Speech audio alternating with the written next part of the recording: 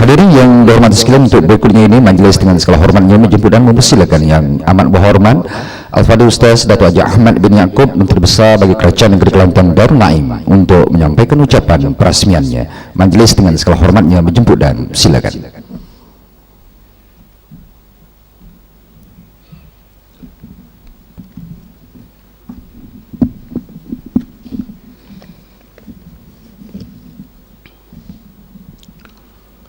Assalamualaikum warahmatullahi wabarakatuh. Alhamdulillahi rabbil alamin, wassalatu wassalamu ala asrafil anbiya'i mursalin wa ala alihi wa sahbihi ajma'in. Qala Allah ta'ala fi kitabihil karim, a'udzu billahi minasyaitonir rajim, wal takum minkum ummatun yad'una ilal khair wa ya'muruna bil ma'ruf wa yanhauna 'anil munkar wa ulaika humul muflihun. Dan hendaklah ada di antara kamu golongan yang menyeru kepada kebajikan dan menyuruh berbuat segala perkara yang baik serta melarang daripada segala yang mungkar, dan mereka yang demikian ialah orang-orang yang berjaya. Sadaqallahul Azim. Min ayatil Bayyinat surah Al-Imran ayat 104. Yang dihormati saudara pengurusi majlis, yang berhormat Tuan Speaker Dewan Negeri Kelantan, yang berhormat Datuk Bentara Setia Tuan Guru Ni Abdul Aziz Nikmat, Matan Menteri Besar Kelantan, yang berhormat Datuk Nasruddin Haji Daud, Pengurusi Jawatan Kuasa Pembangunan Islam, Dakwah, Penerangan dan Hubungan Seranta Negeri Kelantan, yang berhormat Datuk Ismail Samah, mewakili yang berhormat Datuk Setiausaha Kerajaan Kelantan,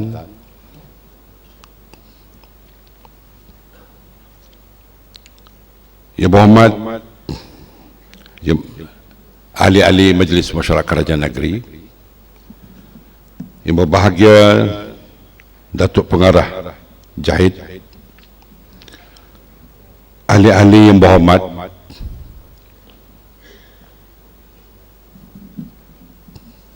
tuan-tuan, puan-puan, hadirin sekalian yang saya hormati,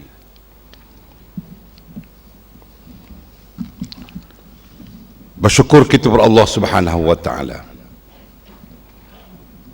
kerana dengan limpah rahmat dan keizinannya kita dapat anjurkan lagi sambutan hari hudud peringkat Negeri Kelantan bagi tahun 1434 Hijriah.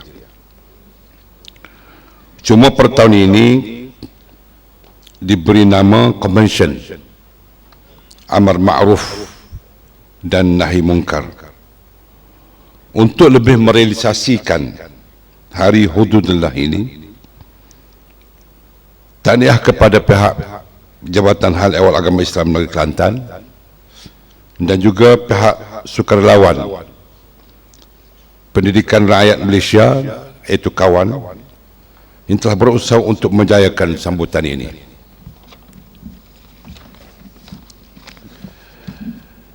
Tema sambutan hari hududullah pada tahun ini ialah hudud trust, pendidikan dan penyelesaian masalah umat.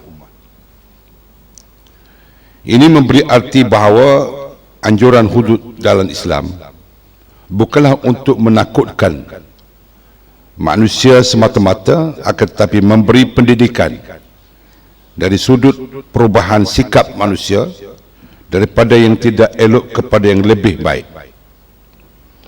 Sebenarnya sambutan hari hududullah ini setiap tahun kita anjurkan ini mempunyai hadaf atau motif yang begitu besar.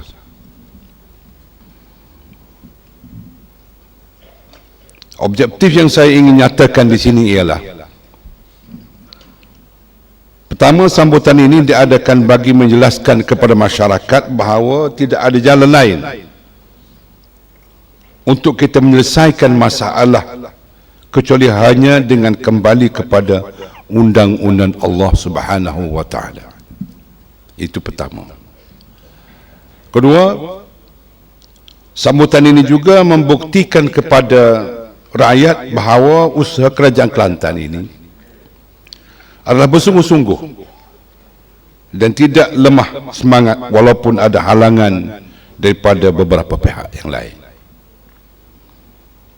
Ketiga, melalui sambutan Hari Hudud diharapkan dapat menyedarkan minda dan fikiran umat Islam terhadap hudud sebagai hukum Allah dengan tujuan dapat membuka jalan bagi dilaksanakan suatu hari nanti walaupun pelaksanaannya dianggap terlalu sukar hari ini, tetapi suatu hari nanti ia akan jadi kenyataan.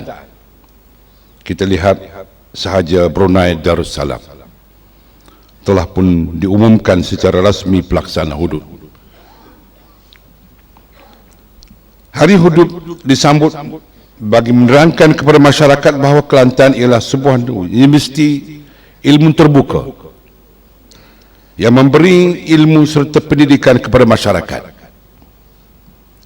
Juga untuk menyedarkan masyarakat Islam dan bukan Islam dengan mendedahkan mereka kepada ajaran dan undang-undang Islam yang sebenarnya bersifat mendidik, bukannya menzalimi mereka.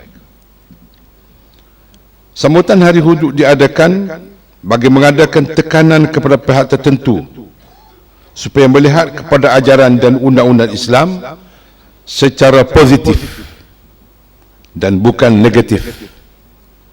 Bahkan hukum Allah lebih mengatasi daripada undang-undang ciptaan manusia.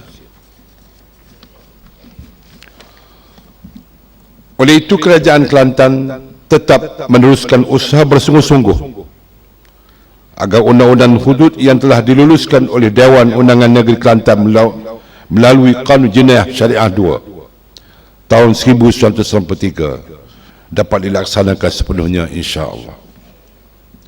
Konvensyen Amal Ma'ruf dan Nahi Munkar yang kita adakan ini amat penting kerana kedua-dua elemen ini tidak boleh dipisahkan antara satu sama lain dan ia adalah dasar sebuah negara.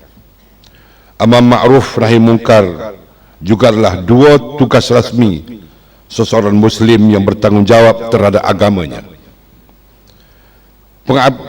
Pengabaian terhadap dua tugas ini membawa implikasi yang buruk kepada individu Muslim dan kesan sampingannya turut dirasai oleh umat Islam keseluruhannya. Amar ma'ruf dan nahi munkar merupakan satu yang sering dikaitkan dengan golongan al-salihun, al-muflihun was-salihun. Dengan inilah ianya satu gambaran jelas bahawa amar ma'ruf dan nahi munkar adalah mekanisme yang melahirkan insan al-falah dan al-salih.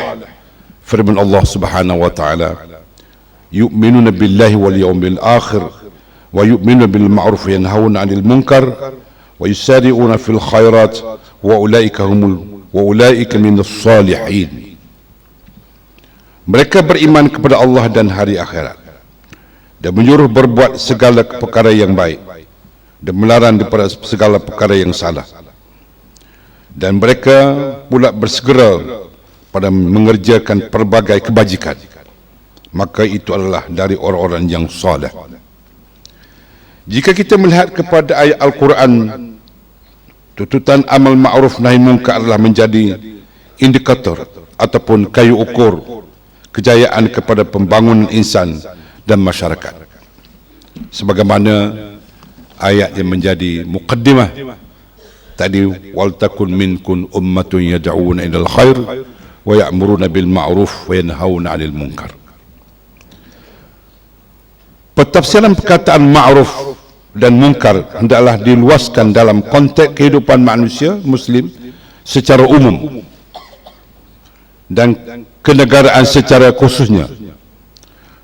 Dalam Islam, keadilan ditegakkan menerusi batas, ditegakkan merantasi batas keturunan, pangkat dan kaum. Tidak beza antara hukuman terhadap pemerintah dengan rakyat biasa. Tiada beza antara orang besar dengan orang yang bawah. Kemakmuran negara juga dibahagi secara adil di kalangan rakyat. Tiada rasuah, tiada salah guna kuasa. Kepentingan setiap individu dalam negara dipelihara. Kemuslihatan mereka dijaga. Kebajikan negara lah meliputi setiap lapisan rakyat. Manusia pada hakikatnya dikawal oleh undang-undang. Tiada satu negara pun yang tidak mempunyai undang-undang. Namun bagi umat Islam, perutusan wahyu ilahi itu merupakan undang-undang yang bukan sahaja mengawal mereka di dataran bumi ini, malah terus berfungsi sehingga ke akhirat dengan memelihara mereka dari terjerumus ke lembah jahanam. Maka amal ma'ruf nahi mungkar adalah peruntukan undang-undang Islam yang mengawal manusia agar tidak menjadi mangsa kepuasan nafsu manusia, sekaligus menyelamatkan manusia daripada maksiat dan dosa. Alangkah malang bagi manusia yang meninggalkan amal ma'ruf nahi mungkar kerana dengan sendirinya dia meninggalkan perintah Allah atau mengelak dari diri daripada undang-undang Allah Subhanahu wa taala. Keadaan ini akan meletakkan hubungan dengan Allah Subhanahu wa taala, dan tiadalah implikasi yang paling buruk melainkan meretaknya hubungan dua hala antara Allah dengan hamba-Nya. Lebih ketara apabila implikasi itu menular sehingga menghancurkan peradaban manusia. Maka tanpa amal ma'ruf dan nahi mungkar, pasti generasi manusia hilang pedoman. Amal Islami kini kian terhakis dan akidah ummah terancam.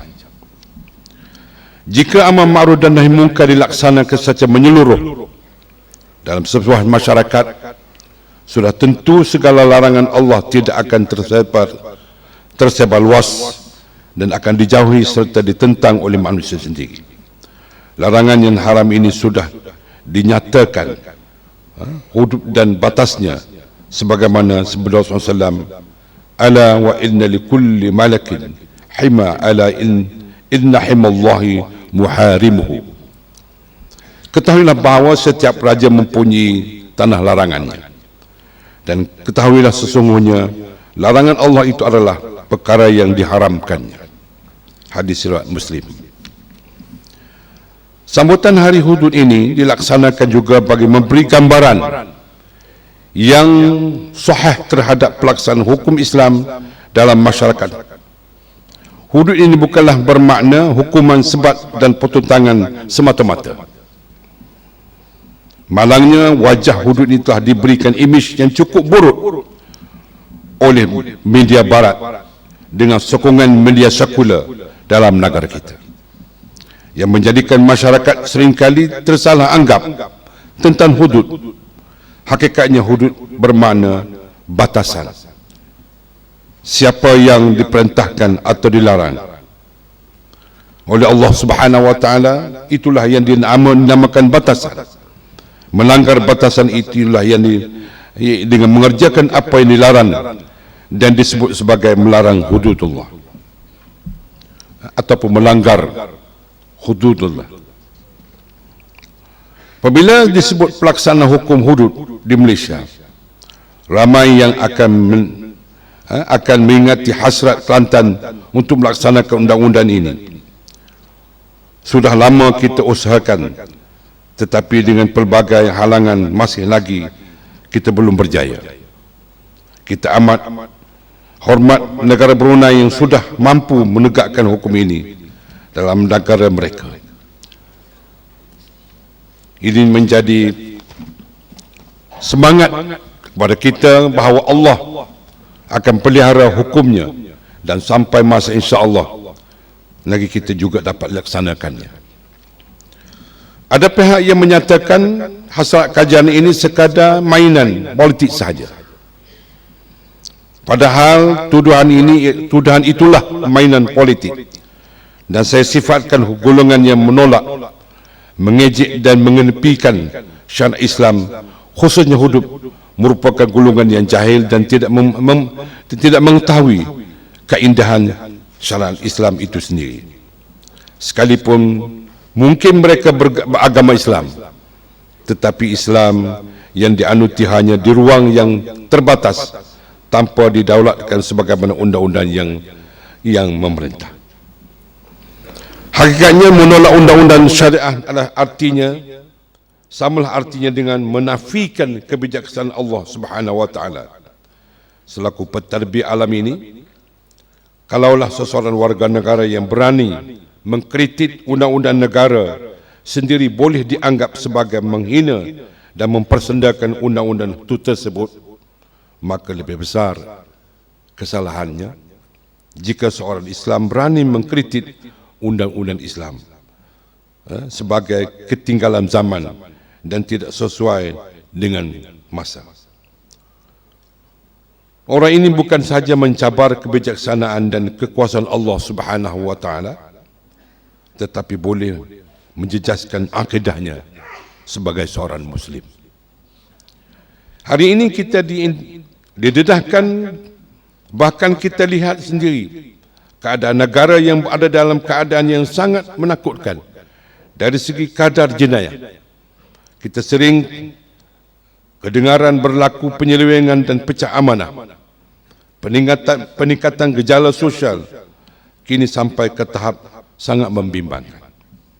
Dan ditambah lagi dengan keadaan kes kecurian, begitu pula kes buan bayi semakin membimbangkan dan menyedihkan.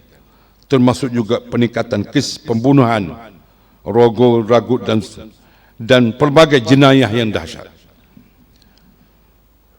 Tembak menembak dan membunuh sudah jadi perkara biasa buat masa ini. Persoalannya, kenapakah undang-undang yang ada tidak mampu membendung masalah ini?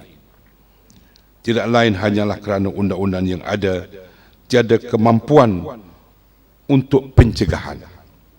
Manakala undang-undang yang dicadang oleh Allah Subhanahu wa taala itulah yang merupakan satu pencegahan dan pendidikan kepada umat Islam. Ini yang wajib kita semua perjuangkan untuk dilaksanakan di negeri dan di negara kita. Firman Allah, "Inil hukmu illa lillah, yaqussul haqq wa huwa khairul fasilin."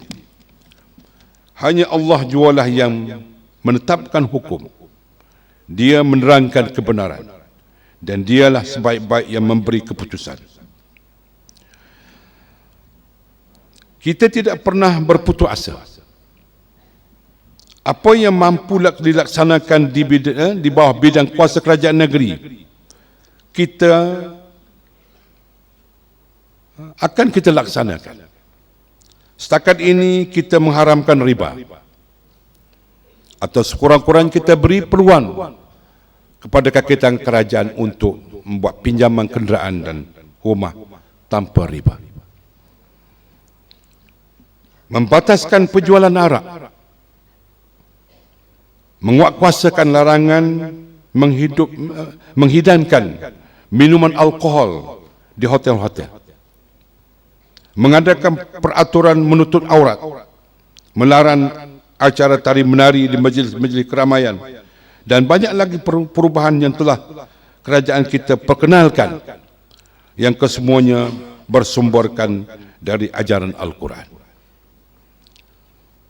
Apa yang mampu kita lakukan mengikut bidang kuasa kerajaan negeri sudah kita laksanakan.